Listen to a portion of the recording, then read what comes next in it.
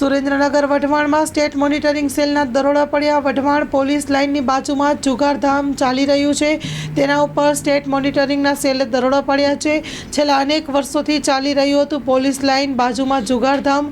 વઢવાણ પોલીસની કામગીરી હતી શંકાના દાયરામાં સ્ટેટ મોનિટરિંગ સેલે દરોડા પાડી ₹5.26 લાખનું જુગારધામ ઝડપી લીધું છે। સુરેન્દ્રનગરમાં વધુ એક વખત સ્ટેટ મોનિટરિંગ સેલના દરોડા પડ્યા છે।